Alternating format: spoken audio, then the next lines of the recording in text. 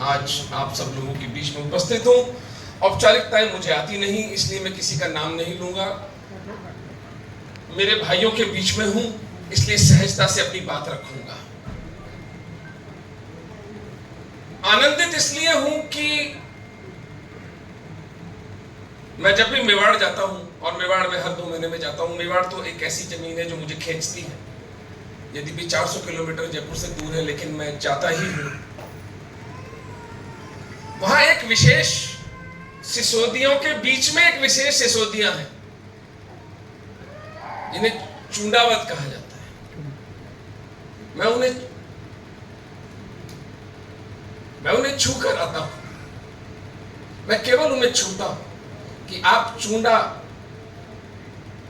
आप रावत चुंडा के वंशज हो, वो रक्त आपकी धमनियों में बह रहा है, मेरे लिए इतना पर्याप्त है। आप मेरे लिए हर प्रकार से वंदनीय है।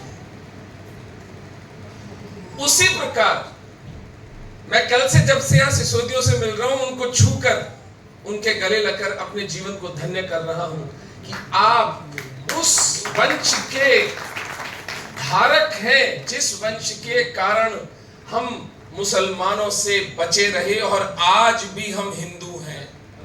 अगर आज हम हिंदू हैं, मैं पूरी कर्तव्य निष्ठा, पूरी वैज्ञानिक तर्क निष्ठा से कह रहा हूं, मेरी वामपंथियों से खुली चुनौती है। मैं थक गया हूं इनके कॉलेजों, जवाहरलाल नेहरू यूनिवर्सिटियों, अमेरिका, इनके गढ़ों में जा जाकर मैंने वक्तव्य दिए हैं कि अपने चूहों के बिलों से बाहर निकलो। आज अगर हम हिंदू हैं तो इस एक सिसोदिया राजवंश के कारण, और इनके चरणामृत हर हिंदू के घर में, भगवान कृष्ण की पूजा हो या ना हो कोई अंतर नहीं पड़ता, मेरे प्रताप की पूजा होनी चाहिए।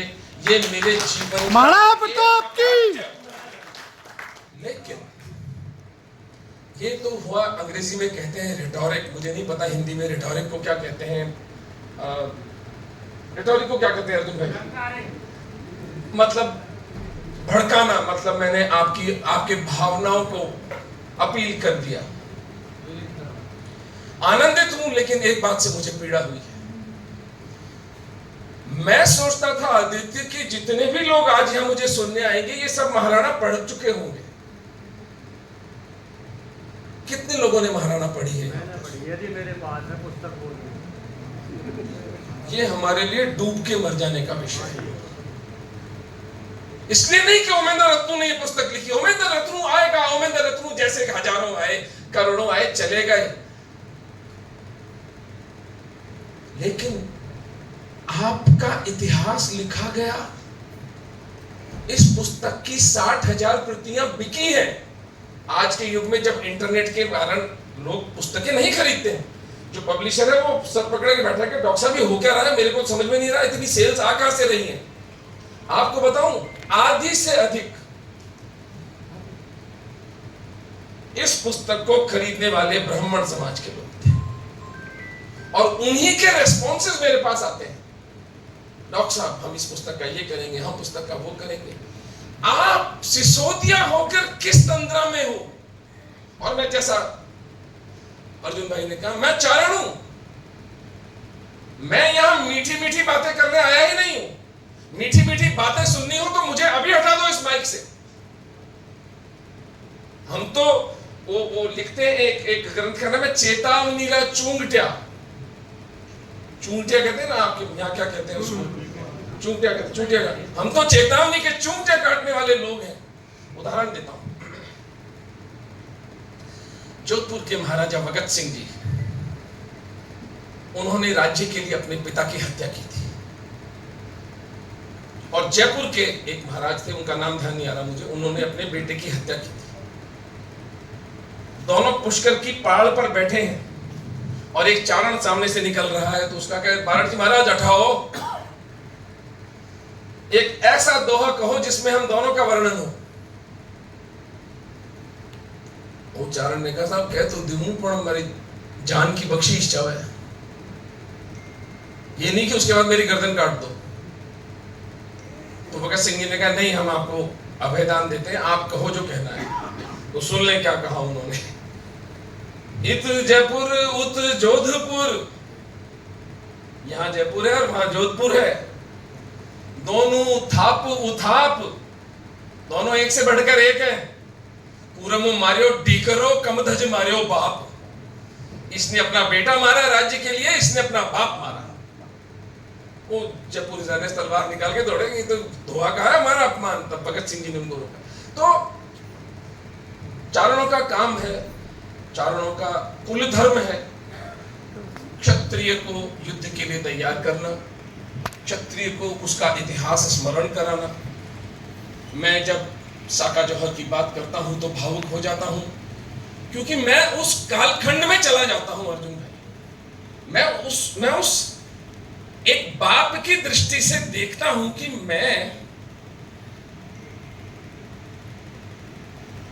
क्या अपनी 5 साल की बच्ची को जीवित जला सकता हूं? मुझ में वो साहस नहीं है भाई।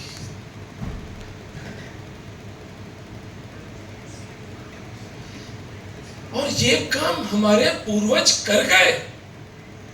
पत्ता चूंडावत के 5 बच्चे उस दिन जीवित अग्नि में जला दिए गए, खुद उनके हाथों।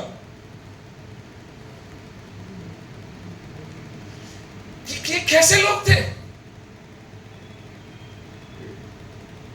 और चारणों का काम होता था, जब सहज प्रवृत्ति है, कभी आप माचिस की तीली से जरा उंगली भी जला के दिखाएं, पता लगेगा कितनी पीड़ा होती है। पूरे शरीर को जलते हुए अग्नि में तिरोहित।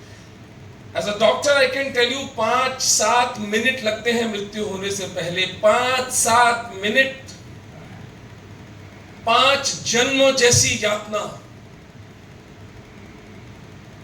शरीर चमड़ी के फफोले बनते, अंदर की धमनियों का टेम्परेचर बढ़ता है, दिमाग का टेम्परेचर बढ़ के जब वो नसें फटती हैं, तब जाके एक व्यक्ति जीवित मरता है। उस भयानक परीक्षा की घड़ी में कोई स्त्री, कोई राजपूत बाला अगर कमजोर पड़ती थी, तो ये हमारा काम होता था कि उसका कुल धर्म उसे याद करा के, उसे वेदों की ऋचाएं, उसे दोहे सुनाकर उसे अग्नि में प्रवेश करवाएं। सोचें, जिन बच्चियों को अपने हाथों से पाला था, जिन बच्चियों को संस्कारित किया था, जिन बच्चियों के विवाह किए थे, उन बच्चियों को चारण समझा बुझाकर जीवित अग्नि में प्रवेश कराते थे।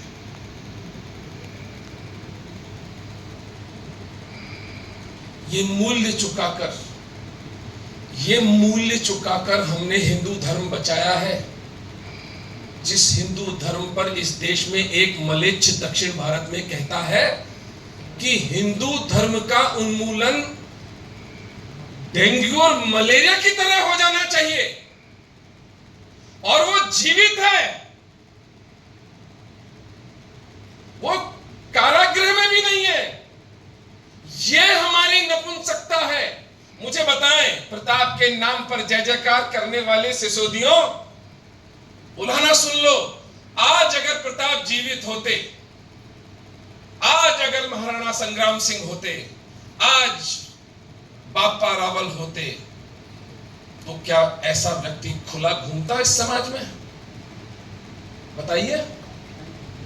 जो व्यक्ति हिंदू धर्म को खुला कह रहा है कि ये डेंगू और मलेरिया की तरह उन्मूलन हो जाना चाहिए, हम कैसे लोग? क्या बचा है भाई?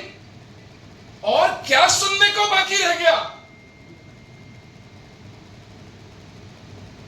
ये कब खड़ा होगा मरा हुआ समाज?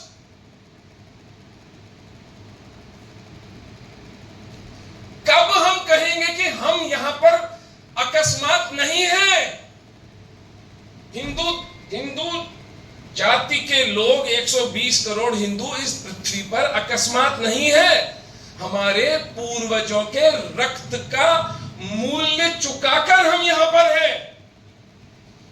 ये स्वतंत्रता, ये स्थान, ये फिजिकल स्पेस, ये इमोशनल स्पेस, ये मनोवैज्ञानिक स्पेस, ये इकोनॉमिक, ये आर्थिक स्पेस, 20-20 हजार स्त्रियां एक दिन में जीवित जली।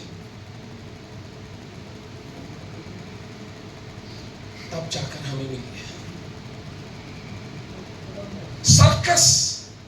लेकिन पिछले 70 साल में जो हानि हुई वो प्रत्यक्ष मुझे दिखाई देती है अपने समाज के अंदर। और मैं फिर आपको 1 महीने का टाइम देकर जाता हूं, 1 महीने बाद मैं फिर आऊंगा।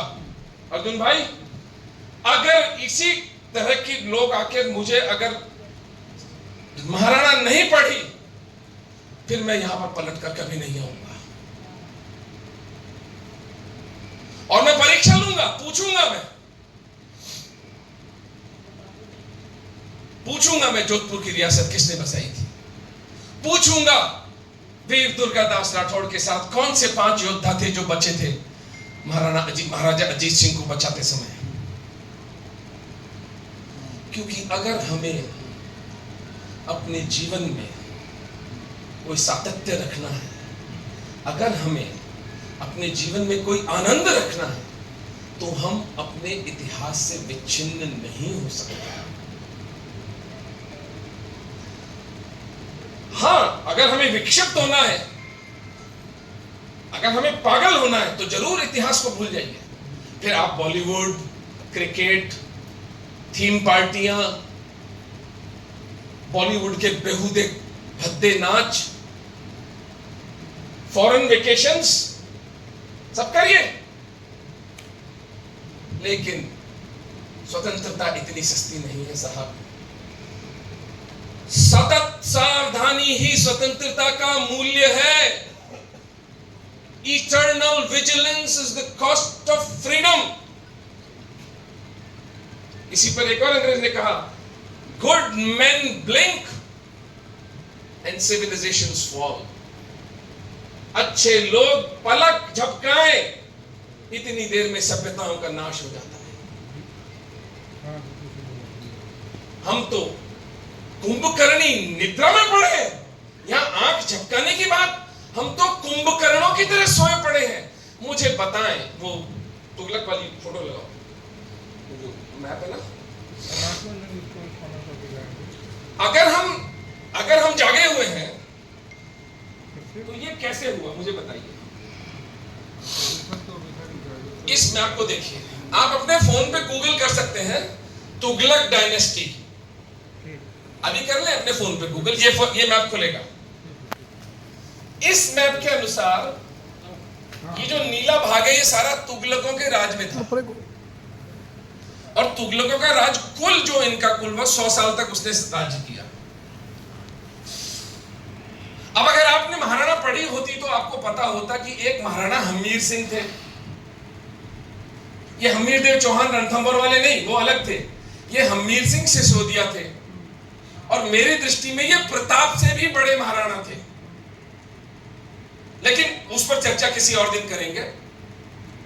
इन महाराणा हमीर सिंह सिसोदिया ने तुगलकों के सबसे दुर्दांत हत्यारे मोहम्मद बिन तुगलक को 1336 में सिंगोली की लड़ाई में पराजित करके कुत्ते की तरह कैद करके चित्तौड़ में रखा था।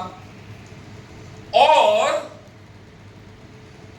6 महीने के बाद उसको कब छोड़ा?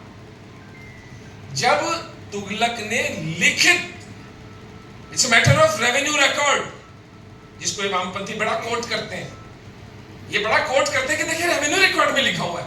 उसी रेवेन्यू रिकॉर्ड में तुगलक के द्वारा हस्तलिखित है कि वो सिंध, मारवाड़, मेवाड़ और मालवा, इसके सुजरैनिटी राइट्स, इसके राज्य के अधिकार वो महाराणा हमीर सिंह को दे रहा है।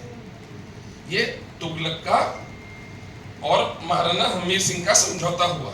वो हीरे जवाहरात और वो हाथी घोड़े वो अलग, वो बच्चों के लिए। अब आप मुझे बताएं, आपका बच्चा जब गूगल पे तुगलक डायनेस्टी खोलेगा तो उसको ये देखने को मिलता है।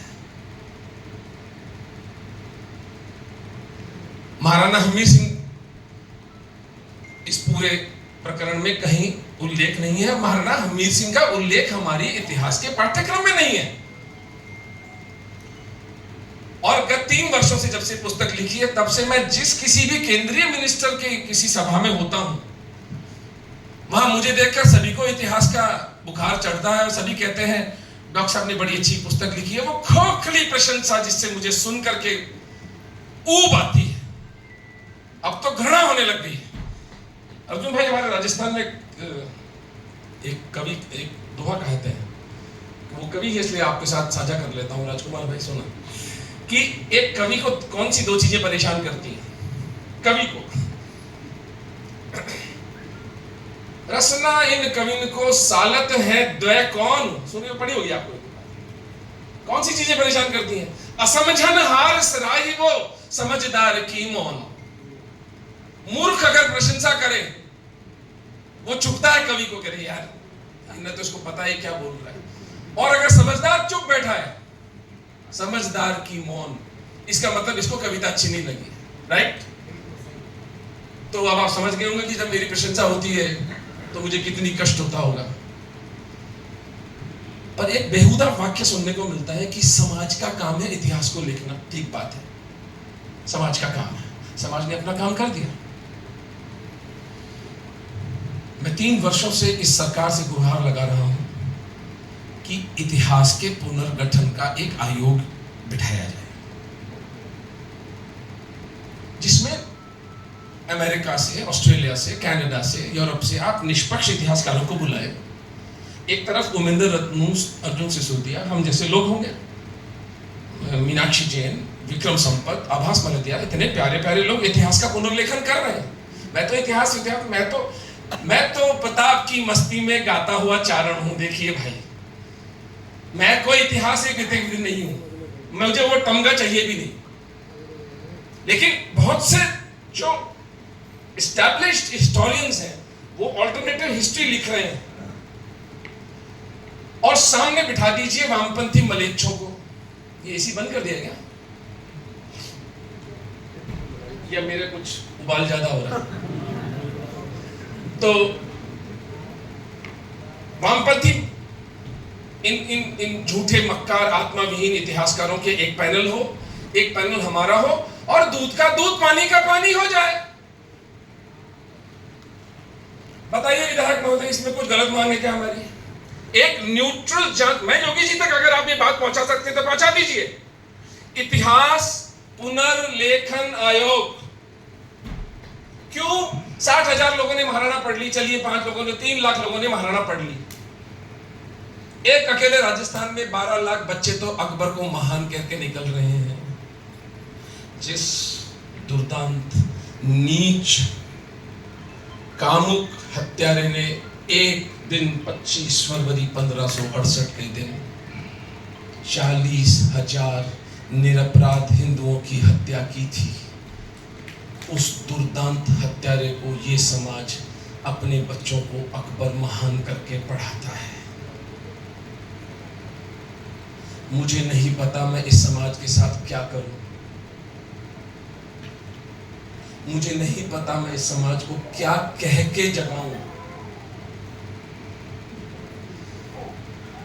अगर बात केवल इतिहास तक होती तो हम उसको स्वीकार भी कर लेते कि चलिए कुछ मलिच्छों के हाथ में चला गया इतिहास। इस देश में 2 पिक्चरें तो ऐसी हैं जो बहुत प्रकट रूप से हो सकता है और भी बनी हो, मुगले आजम और एक वो अभी आई थी ना, वो चिट्टी की।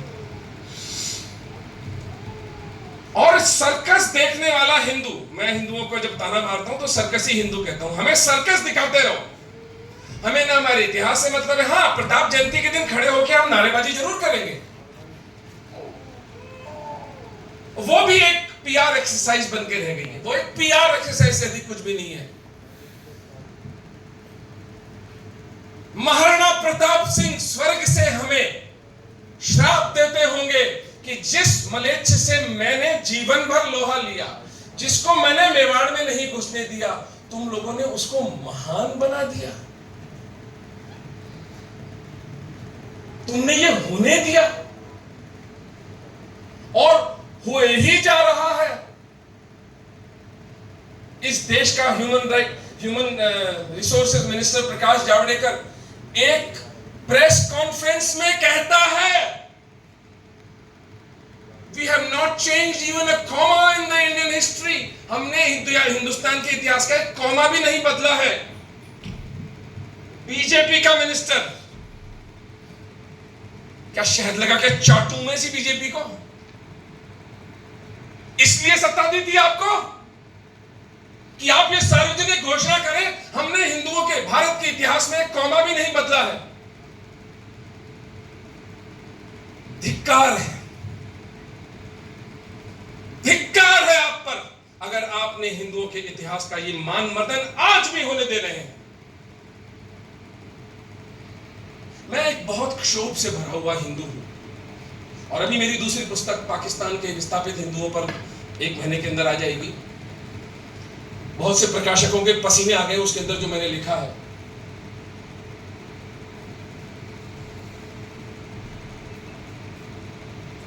उस पुस्तक को लिखते समय अर्जुन भाई मुझे एक अंतः प्रज्ञा हुई जो 3 दिन मेरी नींद उड़ गई। अंजल साहब 1902 में स्वामी विवेकानंद के देहावसान के बाद मुझे एक नेता बता दें इस देश में 125 साल में जो अपने आप को हिंदू कहता हो, मुझे बताएं।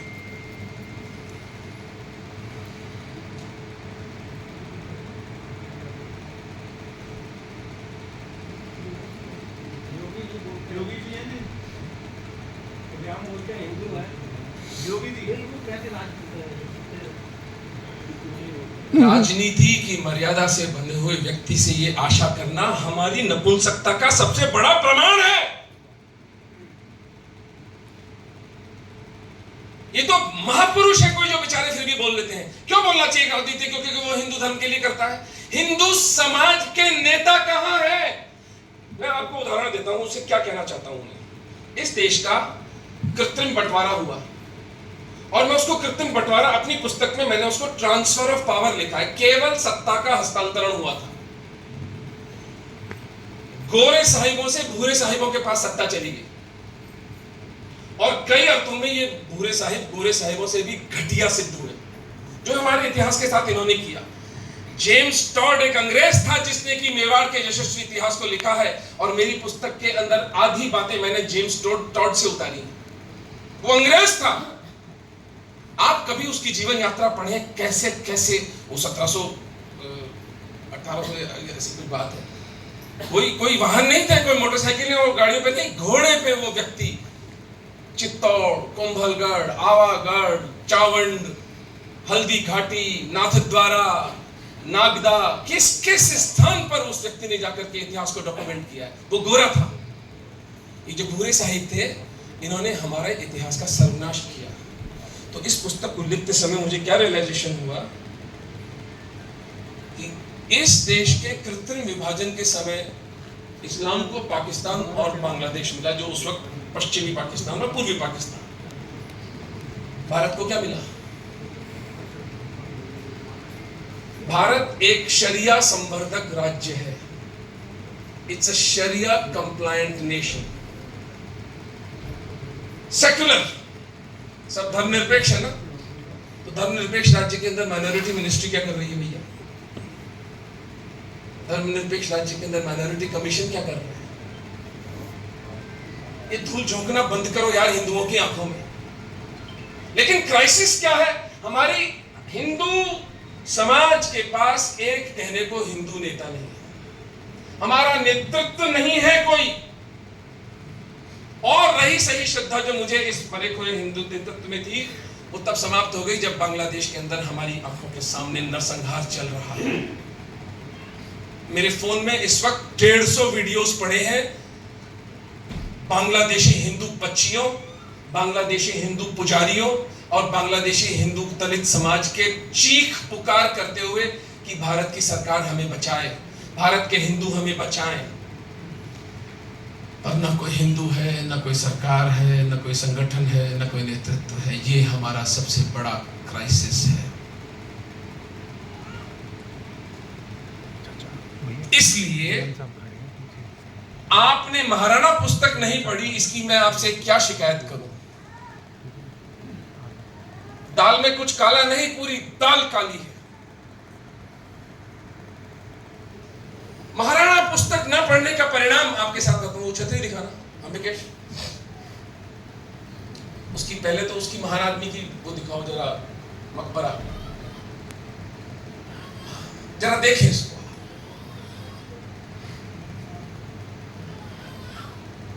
ऐसा कहते हैं, मुझे नहीं पता, 40 मण जनेऊ ब्राह्मणों के रोज उतारने वाला औरंगजेब, ये उसका मकबरा है भारत के अंदर।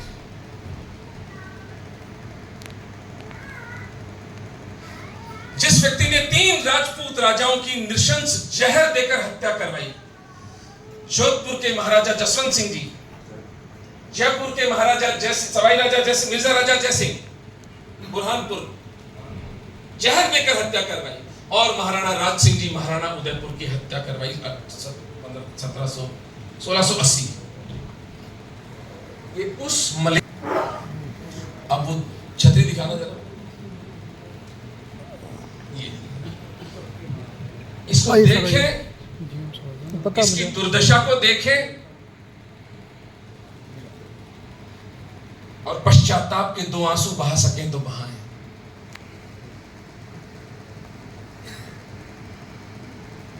जो पुस्तक महाराणा में मैंने अंतिम महाराणा का उल्लेख किया है वो है महाराणा राज सिंह जी। वो इतना विलक्षण व्यक्तित्व थे, कितने कितने उपकार उनके हिंदू समाज पर है, वो मैं गिनाने बैठूंगा तो शाम हो जाएगी। लेकिन एक बात के साथ महाराणा राज सिंह जी का प्रसंग समाप्त करूंगा। 1669 के अंदर औरंगजेब मलेच्छ ने यह आदेश दिया कि भारत के सब वैष्णव मंदिरों को तोड़ डाला जाए। तो यहाँ के जो गोसाई थे वृंदावन के, वो भगवान कृष्ण का विग्रह लेकर महाराणा राज सिंह जी के पास गए। महाराणा राज सिंह जी अपने सिंहासन से खड़े होकर कहते हैं, गोसाई महाराज, सिसोदिया हो ना आप लोग, तो जरा सुनो सिसोदिया क्या होता है। असली सिसोदिया होता क्या है? जब कोई शरण में आता है तो उसके प्रति क्या वचन बोलते हैं राज सिंह जी महाराज? गोसाई महाराज, जब तक मेरे 1 लाख राजपूतों के सर नहीं कट जाते, औरंगजेब मलेच्छ भगवान कृष्ण की मूर्ति को हाथ नहीं लगा सकता। ये महाराणा राज सिंह जी का लिखित रिकॉर्डेड स्टेटमेंट है, और ये उन महापुरुष की ये समाधि है नाथद्वारा से 20 किलोमीटर दूर ओढ़ा नाम के गांव में।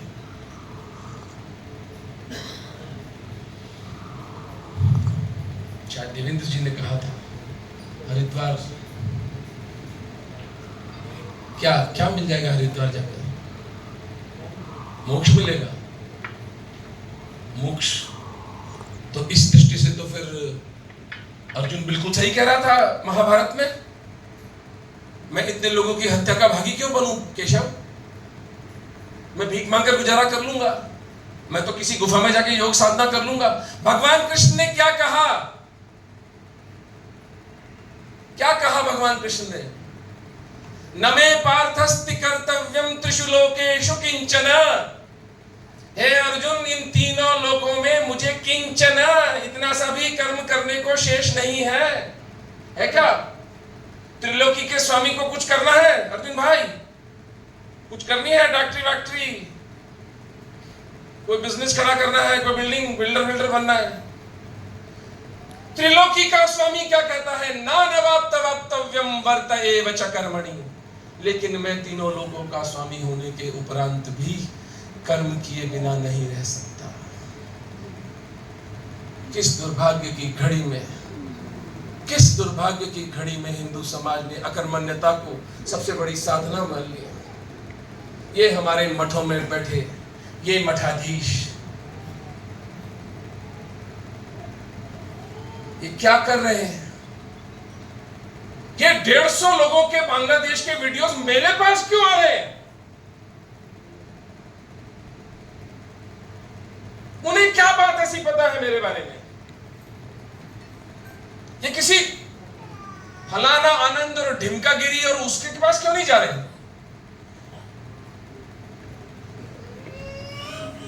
ये करोड़ों अरबों रुपए की संपत्ति पर बैठा हुआ संत समाज कर क्या रहा है? मुझे कोई बताए।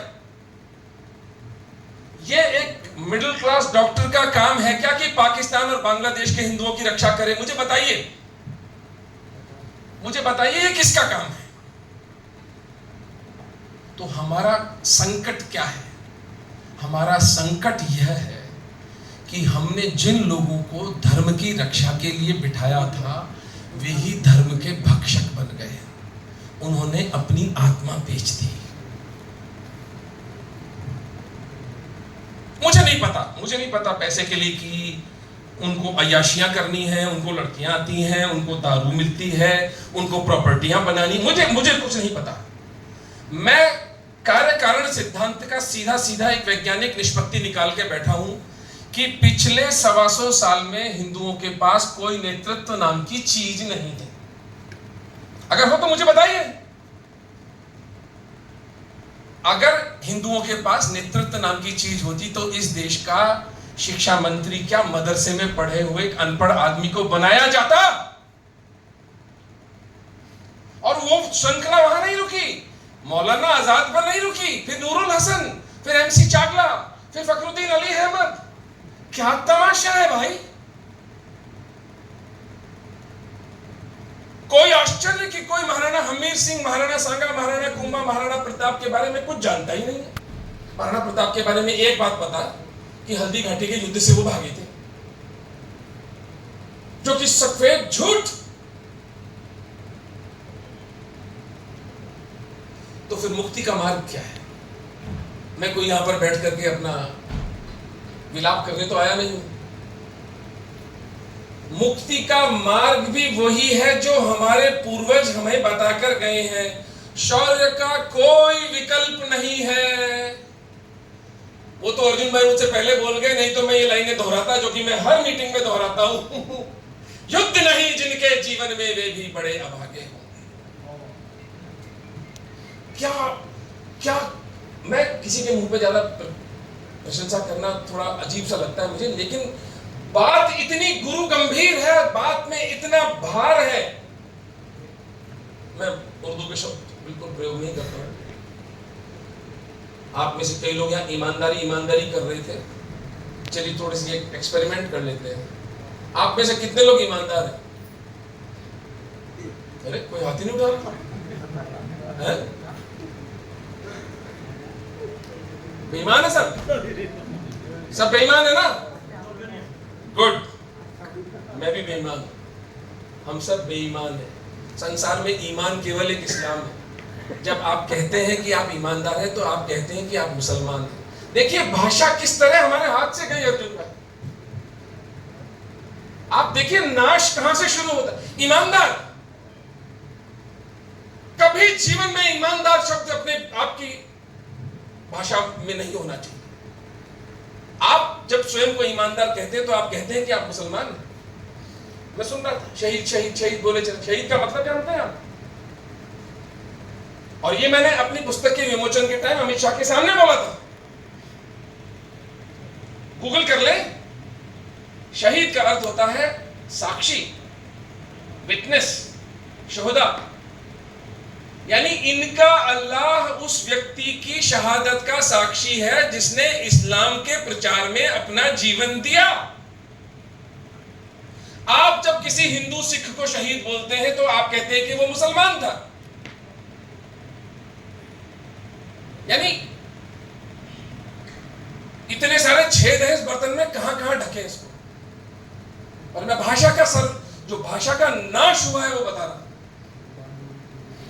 तो मैं कह रहा था बात इतनी वजन वाली थी, मैंने वजन नहीं कहा, मैंने कहा बात में इतना भार था कि मुझे अर्जुन सिसोदिया के सामने ही उनकी प्रशंसा करनी पड़ेगी कि इस मरी हुई आत्मा वाले देश में, जिसमें अहिंसा हमारे नसों में, हमारे गलों में जबरदस्ती, जैसे बच्चे को हम ठूंसते हैं कुछ, वो ठूंसी गई हमारे गले में वह हिंसा। वहां एक ऐसा मर्द कवि तो हुआ जो खुला लिखता है कि युद्ध नहीं जिनके जीवन में वे भी बड़े अभागे होंगे। वाह। और उसको पूर्ण करता है। ऐसा नहीं है कि एक फिलोसॉफिकल बात बोल के छोड़ दी, उसको एक शेप भी देता है। उसको एक आकृति देता है, या तो प्रण को तोड़ा होगा या फिर रण से भागे होगा। इन दो के अलावा कोई युद्ध से डर ही नहीं सकता। मैं आज इस राजपूत समुदाय से एक गुहार लगा रहा हूं, एक नहीं दो गुहार है, दो। पहली, मुझे नहीं पता ये घटनाक्रम कब होगा, 6 महीने, साल भर, मुझे नहीं पता मुझे महादेव कब इस काम के लिए चुनेंगे, लेकिन मैं दिल्ली में सड़कें जाम करूंगा जब तक हमारे राजपूत पूर्वजों का इतिहास इस देश के पाठ्यक्रम में नहीं पढ़ाया जाएगा। हम दिल्ली को जाम करेंगे, क्योंकि मैं इन लोगों के आगे जूते घिस घिस कर, इनसे रिक्वेस्ट करके, इनके अपॉइंटमेंट्स ले लेकर, अब मैं आज उर्दू आ रही थी, आजीज आ चुका हूं, नहीं बिल्कुल यहां तक नाक तक भर चुका हूं। मेरे पास कोई विकल्प नहीं है। हुंकार भरो। करूंगा तो 84.5 उठ के दिल्ली आ जाना चाहिए। मुझे बताएं, जब हम मरेंगे ये मुंह लेकर जाएंगे हम प्रताप के सामने, ये मुंह लेकर जाएंगे हम उन वीरांगनाओं के सामने जिन्होंने अपना शरीर तक मिट्टी कर दिया था कि मुसलमान उसको हाथ ना लगा सके। वो स्वागत करेंगी हमारा, वो तिलक निकालेंगे हमारे भाल पर, या घृणा से देखेंगे हमारी तरफ। मुझे वो घृणा की दृष्टि नहीं चाहिए। इसलिए मैं सफल हूं या असफल, ये तो महादेव के हाथ में है, ये कृष्ण के हाथ में है। मैं इस व्यवस्था की ईंट से ईंट बजा दूंगा अगर राजपूतों का इतिहास का पुनर्लेखन नहीं होता है तो। और मैं कोई कीदड़ भक्ति नहीं, मैं करने वाला आदमी हूं। जो लोग मुझे जानते हैं, निमित्त एकम नाम की एक संस्था हम लोग पिछले 12 वर्षों से चला रहे हैं। जब मैंने आरंभ किया था तो मैं एक मिडिल क्लास डॉक्टर हूं, जयपुर में अपनी प्रैक्टिस है मेरी। डॉक्टर ने कहा, यार उन्हें तो पागल हो गया, क्या तू क्या कर रहा है यार, तू पाकिस्तान से कैसे हिंदुओं को निकालेगा। मैंने कहा मुझे नहीं पता मैं कैसे निकालूंगा, लेकिन मैं एक प्लेटफॉर्म बनाऊंगा जहां पाकिस्तान के हिंदू यदि आना चाहे तो वो मुझे संपर्क कर सकते हैं। 2023 तक 12,500 हिंदू हमने पाकिस्तान से निकाले हैं। ये एक मिडिल क्लास डॉक्टर। तो मैं मानता हूं कि महादेव को जब कोई काम करवाना होता है तो वो आपको निमित्त बनाते हैं। इसीलिए संस्था का नाम भी हमने निमित्त एकम ही रखा था। हम निमित्त मात्र हैं भगवान के। तो अगर 1000 वर्षों की इस, जरा सोचें आप, एक बार अपने आप को सिसोदिया ना माने, एक बार अपने आप को एक व्यक्ति माने जो एक रेलवे स्टेशन से गुजर रहा है। बस आप एक यात्री हैं इस संसार में, और एक क्षण के लिए अपनी चेतना को विराम दें। कहीं सुना है आपने, कहीं पढ़ा है कि एक परिवार पीढ़ी दर पीढ़ी मुसलमानों से युद्ध करता जाता है 1000 वर्षों तक? एक अपवाद इसमें नहीं होता। सोचे, जरा सोचे, ये कैसे लोग थे, ये कैसे देव पुरुष थे, ये कोई साधारण लोग थे क्या? साधारण आदमी मुझ जैसा, मैं कह रहा हूं ना, जैसे मेरे तलवे किस चीज के परेशान हो गया हूं, थक गया हूं, इनको थकान नहीं होती थी। जो लोग राजस्थान गए हैं, अगर यूपी का वेदर भी ऑलमोस्ट है, लेकिन हमारे यहाँ गर्मी भयानक पड़ती है। अरावली के पर्वतों के अंदर जो हीट है, जो गर्मी है, वो ट्रैप हो जाती है। वो रात को ठंडी बयार नहीं चलती, वहां रात को लू चलती है। और जब मानसून टूट के पड़ता है मेवाड़ पर, तो आप जरा जाइएगा, स्विट्जरलैंड हो जाता है। 30 वर्षों तक महाराणा प्रताप सिंह अपनी पूरी सेना, अपने बच्चे, अपने पत्नी, सबके साथ में मुसलमानों से लोहा लेने के लिए उस पूरे वातावरण के अंदर भुगतते रहते हैं। फिर उनके बेटे अमर सिंह, फिर करण सिंह, फिर जगत सिंह, फिर राज सिंह जी। और ये श्रृंखला कैसे आ रही थी? पापा रावल, रावल कुमार, रावल अल्लड़, रावल शक्ति कुमार, रावल समर सिंह, रावल जयत्र सिंह, रावल रतन सिंह, हमीद सिंह, लाखा, मोकल, कुंभा, रायमल, सांगा, उदय सिंह, प्रताप। यार इनमें से किसी एक को भी नहीं लगा कि यार चलो ठीक है, क्या मतलब है, फालतू जिंदगी भर घोड़े पे बीट बिताएंगे, अय्याशियां करो, गरीब जनता से टैक्स लो, मजे करो ना यार, दारू पियो, मांस खाओ।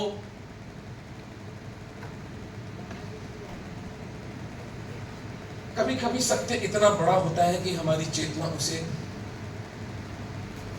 आत्मसात ही नहीं कर पाती। मैं 2 वर्ष लगे मुझे इस पुस्तक को लिखने में। मैं खून के आंसू रोता था रात को।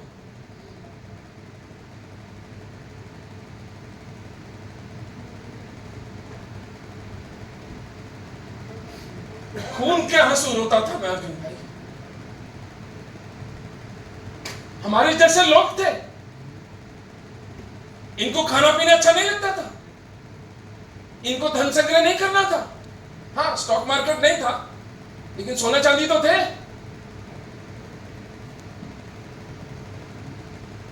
इनको आराम अच्छा नहीं लगता था, इनको जीवन में सरलता नहीं चाहिए थी। एक घर में राजपूतनी बच्चे को जन्म दे रही होती और उसके पति का 12वां हो रहा होता था। हल्दी घाटी के अमर युद्ध में राजा रामशाह तंवर, उनके 3 बेटे शालीवाहन, भवानी और प्रताप और पोता धर्मा का 3 पीढ़ियां 3 घंटे के अंदर एक परिवार की महाराणा प्रताप को बचाते हुए वीर गति को प्राप्त हो जाती है।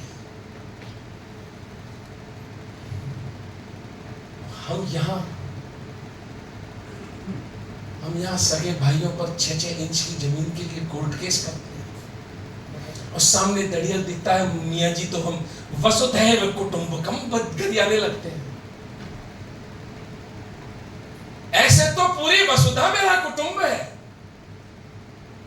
पूरा ब्रह्मांड मेरा भाई है। मेरा सगा भाई मेरा भाई नहीं है, उसके साथ प्रॉपर्टी का झगड़ा है मेरा।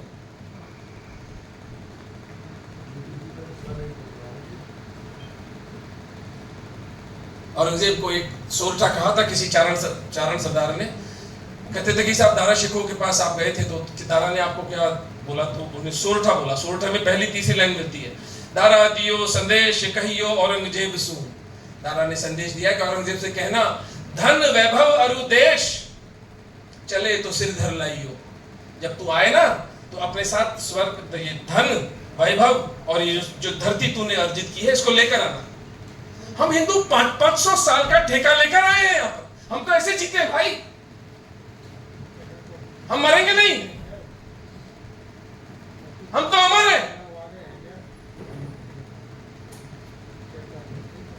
500 साल का ठेका लेकर आए हैं, तब तो ठीक है, तब तो जरूर धन अर्जन करिए, तब तो जरूर जैसे ही कोई विधर्मी आपके सामने आए चुपचाप पतली गली से घुस के अपने घर में दरवाजा बंद कर लीजिए, जीवित रहिए। 500 साल आपको भोग विलास की जिंदगी जीनी है।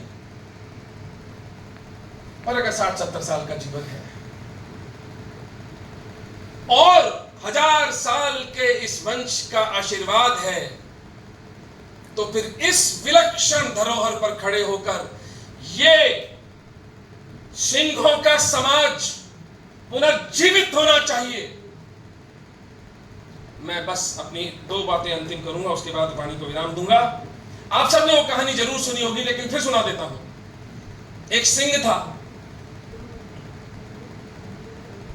बच्चा था, बिल्कुल छोटा था, तो वो मार्ग भटक गया, खो गया, भेड़ों के बीच में रहने लगा, भेड़ों के बच्चों की तरह दूध पीने लगा भेड़ का। धीरे धीरे मिमियाने लगा, चलता भी भेड़ों के जैसे ही था। एक शिंगनी निकलती थी, उसने कहा कि ये दिखता तो शेर जैसा है, ये चल भेड़ों की तरह कैसे रहा है। वो पास गई, क्या क्या प्रॉब्लम है बेटा? तो शेर है वो, तो सारी भेड़े भागी, वो भी भागा। पंजा रख के उसने बोला कि क्या कर रहा है तू? बोले नहीं नहीं मुझे छोड़ दो, मुझे छोड़ दो, मुझे मत मारो, ये वो घसीट के लेकर गई उसको एक नहर के किनारे। बोले देख जरा शक्ल देख, तेरी शक्ल मुझसे मिलती है या भेड़ों से?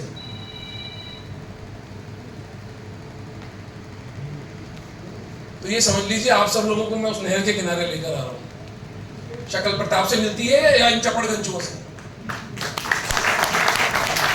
मुझे बताइए आदर्श क्या है? इसे ऐसे कमल तो इधर घुमाती है तो वहां से। जिन लोगों ने अपना जीवन मिट्टी के घड़े की तरह फोड़ डाला। एक और घटना बताता हूं, बात प्रसंग आ गई।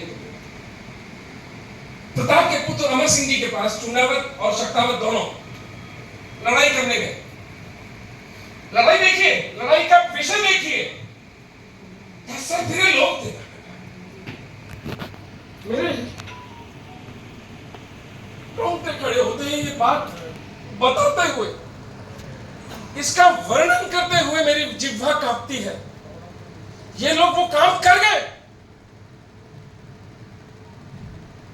शक्तावत कहते हैं कि हर बार हरावल दस्ता, जो पहला दस्ता होता है मेवाड़ की तरफ से, वो चुनावत के होते हैं, हम होंगे सबसे पहले वीर गति हम पाएंगे, या विजय का सेहरा हमें मिलेगा, हम जाकर मुसलमानों को मार देंगे। तो अमर सिंह जी ने कहा बात तो सही है। अभी 3 दिन बाद ऊंटाला दुर्ग के ऊपर युद्ध होने वाला है। जो ऊंटाला के दुर्ग को पहले फतेह करेगा उसको आगे से हरावल दस्ते का सम्मान मिलेगा। शक्तावत और चूनावत अलग अलग हो गए। बल्लू शक्तावत शक्तावतों के नेता, उन्होंने कहा हम द्वार से जाएंगे। चूनावतों ने कहा कि हम दीवार पर सीढ़ी लाके या रस्सी डाल के ऊपर चढ़ के जाएंगे। अब युद्ध शुरू हुआ। अब जब हाथी को लाया गया द्वार तोड़ने के लिए, तो दरवाजे पर बड़ी बड़ी कीलें लगी थी। मैंने अपनी पुस्तक में वो फोटोग्राफ भी दी है, अगर आप पढ़े तो उस पुस्तक में फोटो दी है मैंने, और ये कथा भी मैंने लिखी। अर्जुन जी की बहुत अच्छी कविता है, बहुत अच्छी कविता है अर्जुन जी की, इस पे कविता है इस पूरे वर्ल्ड में। हाँ। बहुत अच्छी। अच्छा, तो अर्जुन जी से मैं पहली बार मेरा संपर्क हो गया, अब तो इनकी जान खा रहा हूं। अब तो इन्होंने पता नहीं कितना बड़ा पंगा ले लिया है। तो बल्लू शक्तावत उन कीलों के सामने खड़े हो जाके महावत को कहते हैं हाथी चढ़ा दे। राजकुमार, कीलों के सामने बल्लू शक्तावत ऐसे खड़े होकर कहते हैं हाथी चढ़ा दे। तो महावत झिझका कि महाराज, बोले तू चढ़ाता है या तेरा गर्दन काटू तेरी में? महावत ने हाथी चढ़ा दिया। बल्लू शक्तावत का शरीर बिंद गया, लेकिन वो उस नरमी के कारण वो दरवाजा हाथी ने अपने सर से तोड़ दिया। इधर किशन चुंडावत सीढ़ी लगाकर चढ़ रहे हैं, उनको गोली लगती है, नीचे गिर जाते हैं। तो बाकी चुंडावत आके कहते हैं कि बल्लू शक्तावत ने दरवाजा तोड़ दिया है, बल्लू शक्तावत ऊंटाला का दुर्ग जीत जाएंगे।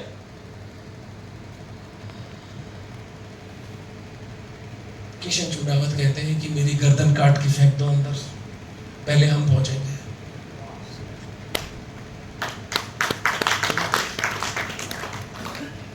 और वो काट भी देते हैं। सैनिक कैसे थे वो?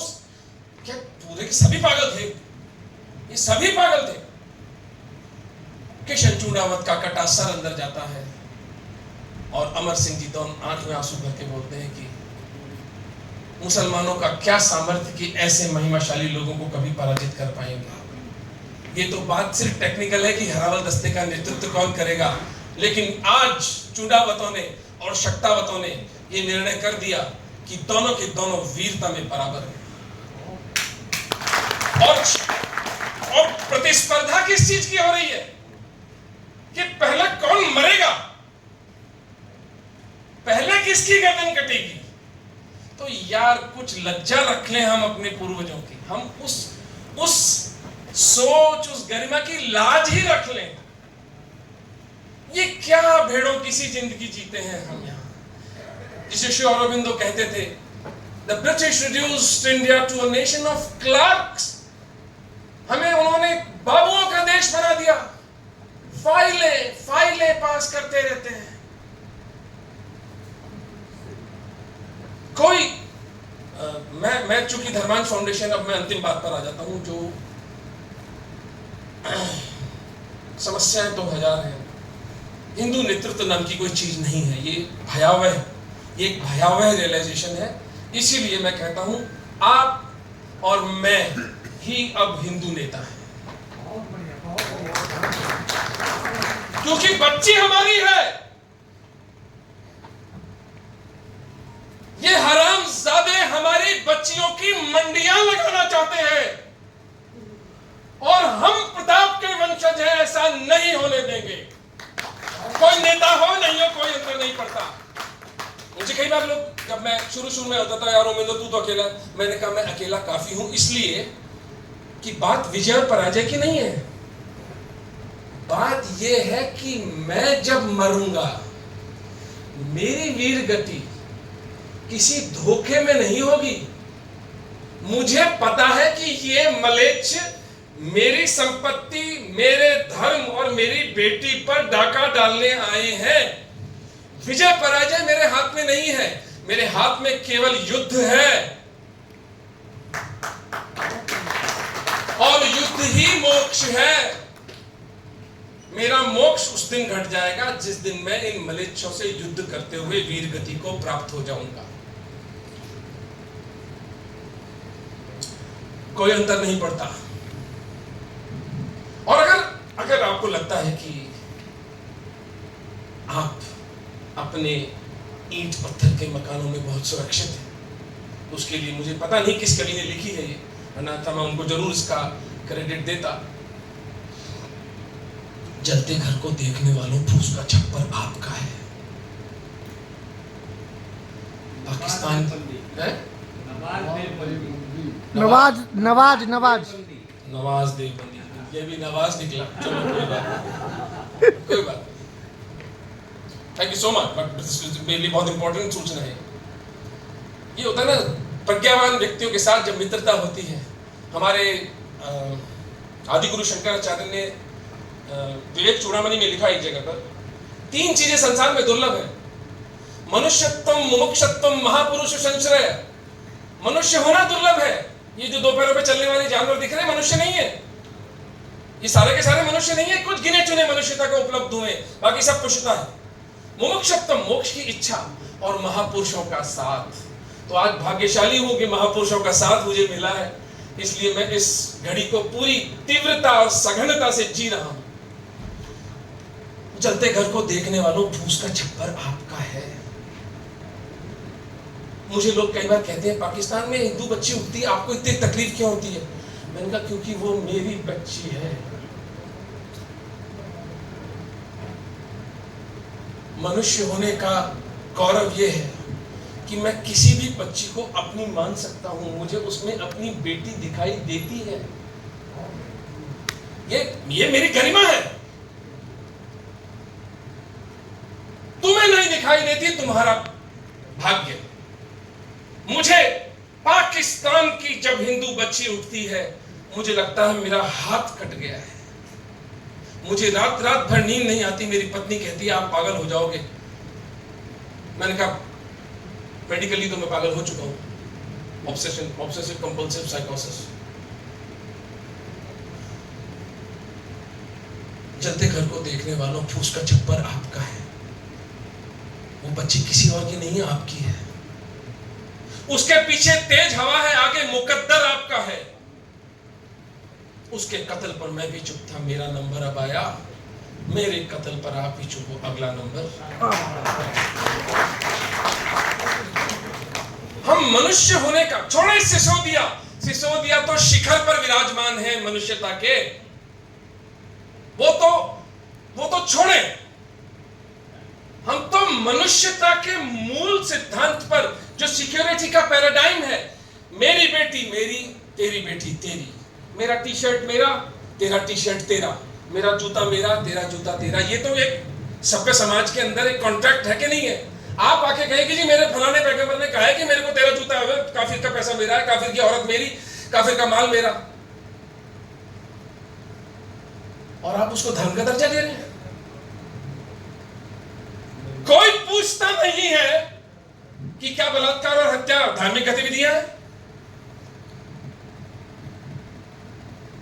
मूल प्रश्न मेरा इस देश के तोंदुओं से पूछता हूं मैं, इस देश के जो मठों में बैठे काजू खाते हुए एयर कंडीशन एक सभा के एक कथा के 10-10, 15-15 करोड़ रुपए लेने वालों से पूछता हूं, क्या हत्या और बलात्कार धार्मिक गतिविधियां हैं? तो पाशविक है तो फिर सब धर्म बराबर सर्वधर्म बड़ा पाव क्यों खिलाते हो हिंदुओं को? ये झूठ सार्वजनिक रूप से बोलना कब बंद होगा? और अगर नहीं होगा तो फिर हम भी सिसोदियों के बच्चे हैं, करवा देंगे। अगर सत्य सत्य सत्य एक ऐसी चीज है भाई, एज अ डॉक्टर मैं बोल रहा हूं, एक रैशनलिस्ट, एक वैज्ञानिक की तरह मैं बोल रहा हूं, आप झूठ बोलेंगे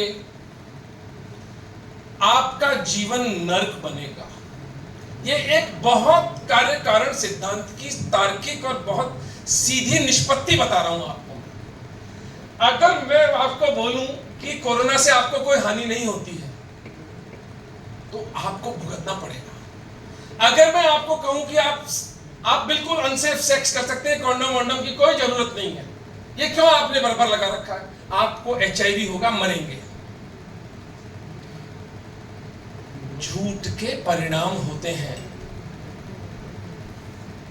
भयानक परिणाम होते हैं, और वो परिणाम उस समाज की स्त्रियां और बच्चे भुगतते हैं। इसलिए झूठ के साथ कोई समाज नहीं चल सकता। अंतिम बात, पाकिस्तान के विस्थापित हिंदुओं के लिए निमित्तकम नाम की संस्था है। एक हिंदू को पाकिस्तान से निकालने के लिए 8,000 रुपए का खर्चा आता है। आप में से किसी भी व्यक्ति को पाकिस्तान के हिंदू के लिए दर्द उठता हो तो वो पैसा आप हमारी संस्था को दे सकते हैं। वैसे मेरी मांग हर हिंदू से 100 रुपए प्रति माह देने की रहती है। आपको अपने जीवन में कुछ भी डिस्टर्ब नहीं करना है। और अब मैं बिल्कुल अपने अंतिम बात पर आ गया हूं। इस सब को सोचते हुए कि पाकिस्तान के हिंदू, बांग्लादेश के हिंदू, बहुत दुख और पीड़ा के साथ कहता हूं, मैं आप लोगों से चुनौती क्या कह सकता हूं, आप में से किसी को नहीं पता होगा पाकिस्तान में कितने हिंदू रहते हैं, अगर आपने मेरी पुस्तक नहीं पढ़ी है तो। पाकिस्तान में कितने हिंदू रहते हैं? 1 करोड़। बांग्लादेश में कितने हिंदू रहते हैं? लगभग 2 करोड़। अच्छा, ये जो हमारी मरी हुई हिंदू नेतृत्व है, ये जो हिंदू विचारक है, ये जो मैं कल अपने मित्रों के साथ बैठा था, सबसे बड़ी चिंता क्या है हम लोग? हमारी जनसंख्या कम हो रही है, हिंदुओं ने शादी करना बंद कर दिया है, हिंदुओं के बच्चे नहीं होते हैं, एक बच्चा करके छोड़ देते हैं, हमारी जनसंख्या कम हो रही है। ये तो तथ्य है, बिकॉज 88% है पार्टीशन के टाइम पे थे, अब 78 है। इस पर किसी को कोई प्रॉब्लम, कोई विरोध है तो बताइए। हिंदुओं की जनसंख्या कम हो रही है, तो मेरे भाई इन 3 करोड़ हिंदुओं को भारत में लाकर बसाना क्या उस जनसंख्या के उल्टीकरण का सबसे सरल और सबसे सशक्त समाधान नहीं है?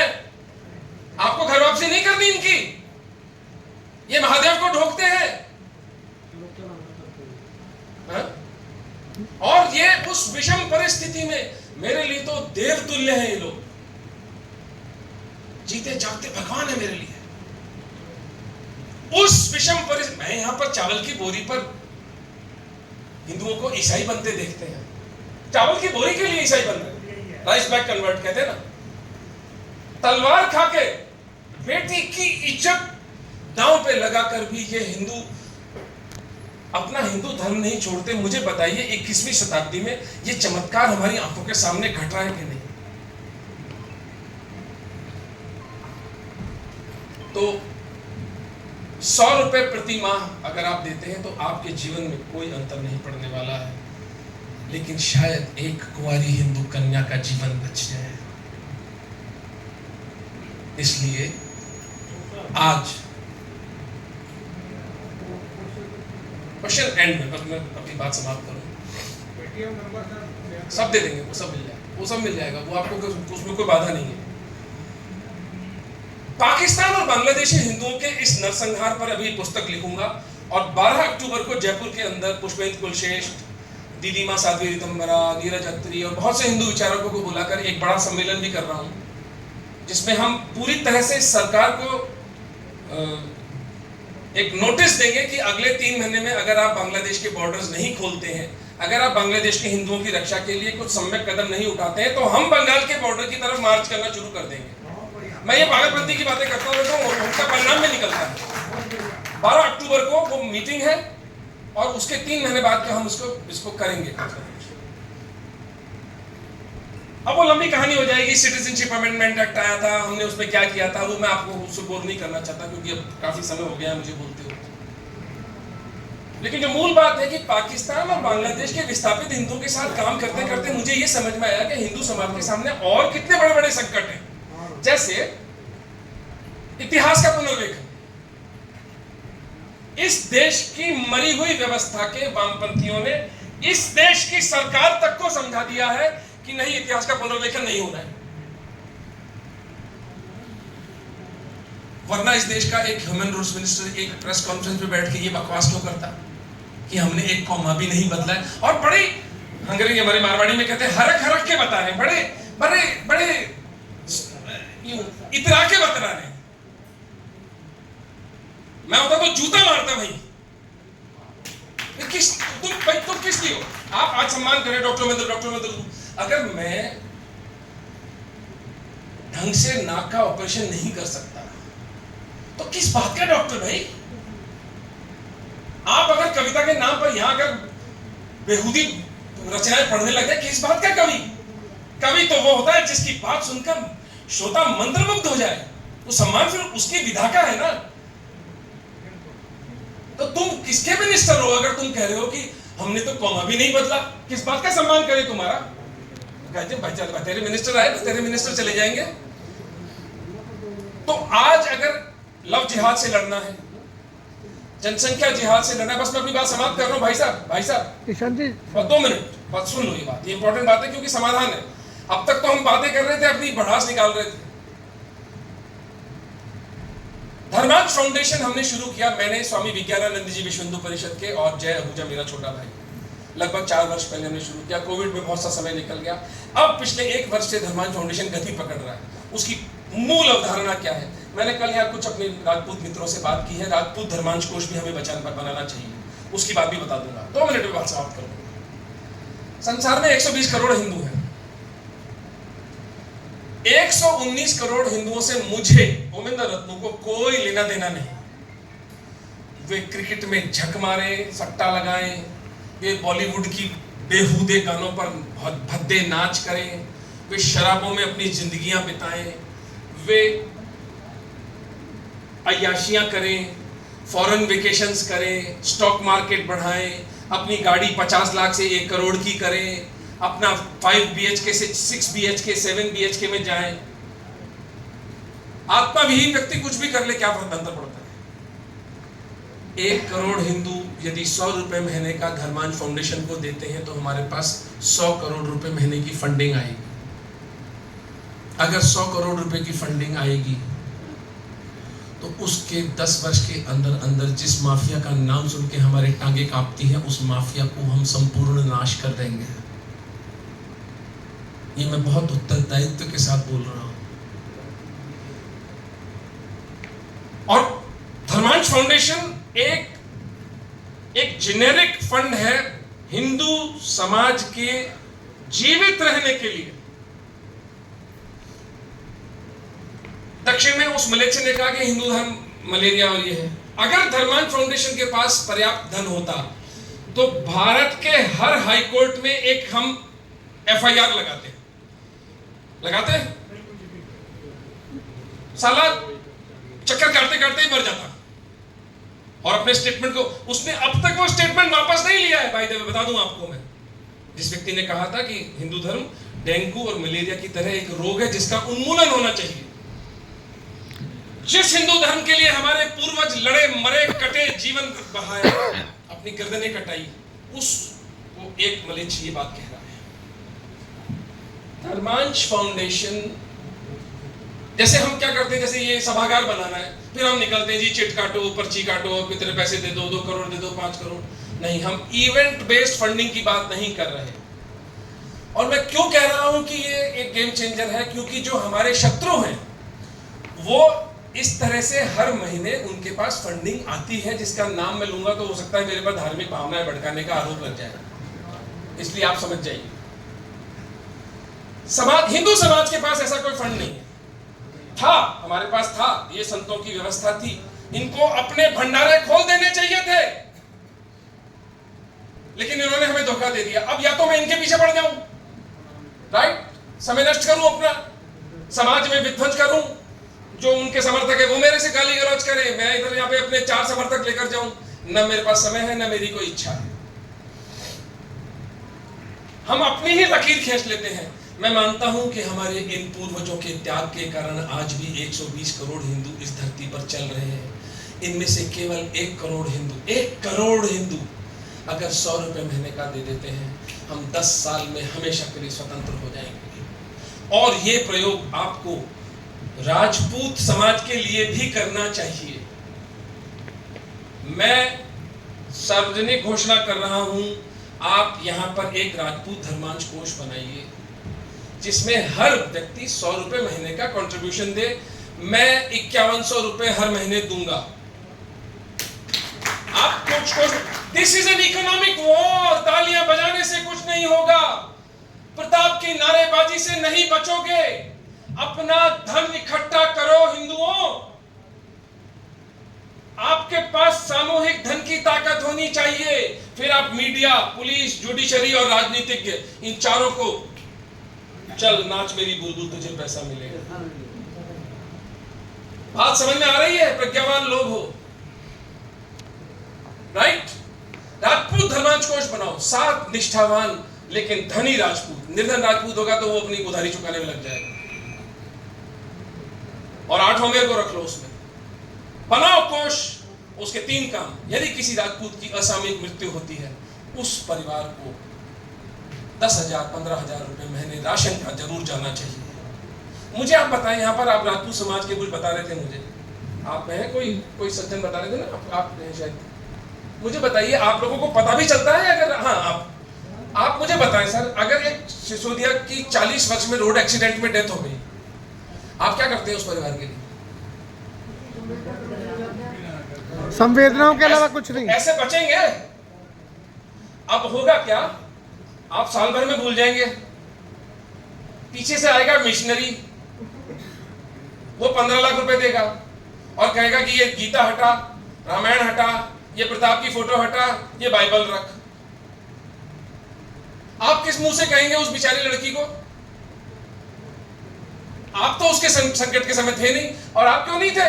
आप होना चाहते हैं, मैं ये नहीं कह रहा हूं कि आप नहीं होना चाहते, लेकिन आपने वो प्लेटफॉर्म ही नहीं बनाया। और कितना सरल है मुझे बताइए, इससे सरल क्या समाधान बताऊं यार, मैं बताऊं आपको एक राजपूत धर्मांश कोष बनाना है, जिसमें मैं जयपुर से 5100 रुपए हर महीने भेजूंगा,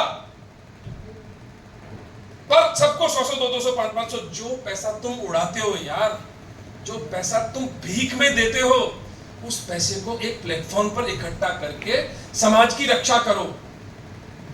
दूसरा, कोई राजपूत बच्चा प्रतिभाशाली है, 90% आते हैं, 95% आते हैं, लेकिन निर्धन परिवार से, उसको तुरंत चिन्हित किया जाए और उसकी पढ़ाई को राजपूत धर्मांश कोष फंड करे। और तीसरा, राजपूत बच्चियों के सामूहिक विवाह। ये 3 काम अगर हम राजपूत धर्मांश कोष से करते हैं, मुझे बताइए कौन राजपूत मिशनरियों के चक्कर में आकर ईसाई बनेगा? और बन रहा है। राजस्थान में चौहानों के 5 परिवार चाकसू गांव में ईसाई बन गए। मैं आज 1 वर्ष हो गया मुझे जूझते हुए, मैं उनको वापस हिंदू नहीं बना पा रहा।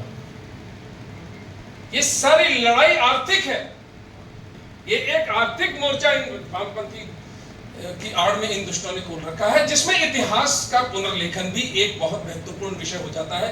लेकिन अगेन, अगर धर्मांत फाउंडेशन के पास, अब मैं आपको धर्मांत कोष की बात करके धर्मांत फाउंडेशन पर आ गया हूं।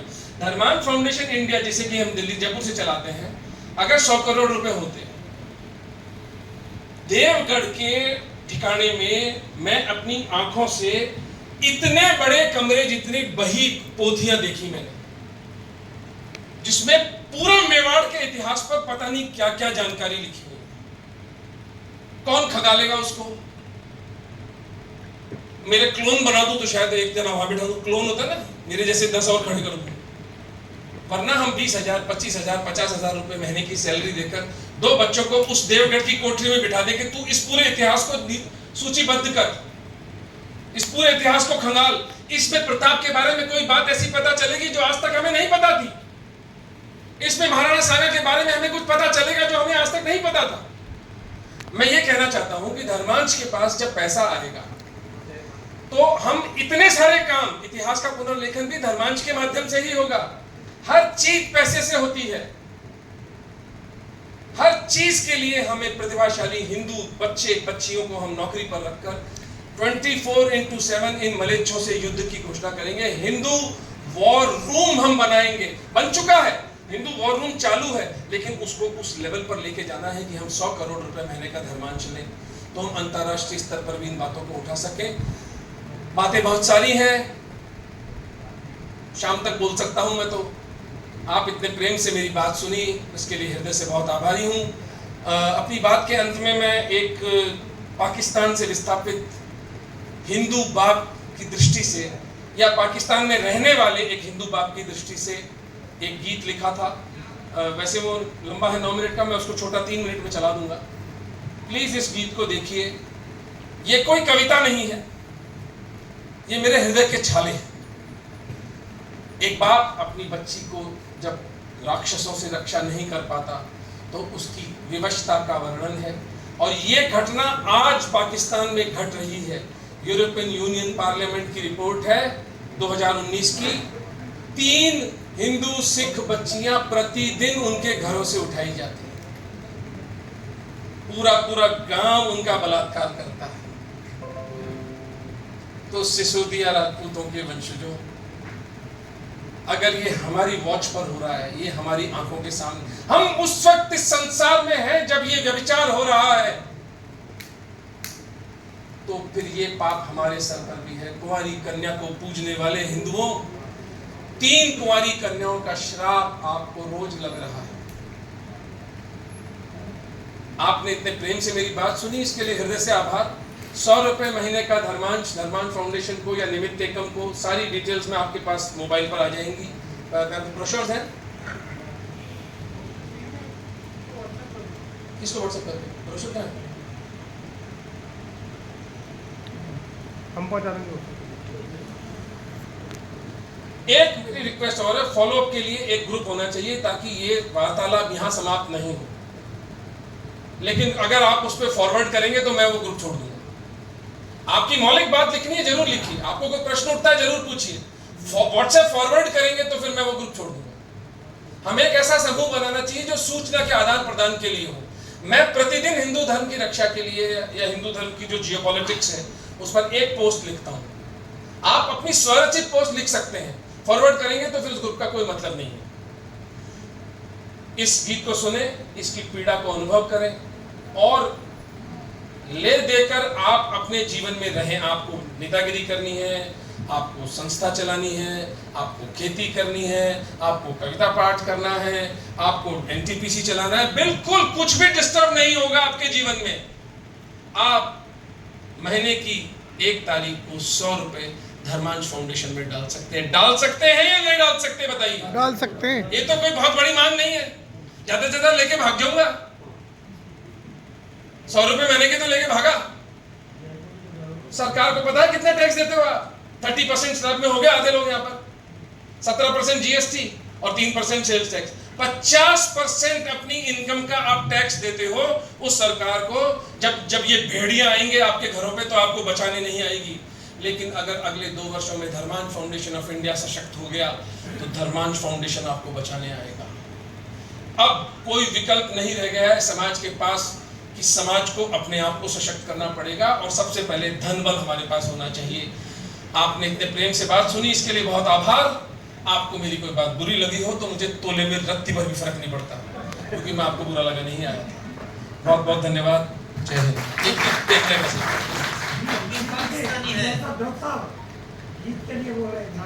गीत आ रहा है, गीत आ तो रहा है डॉक्टर साहब।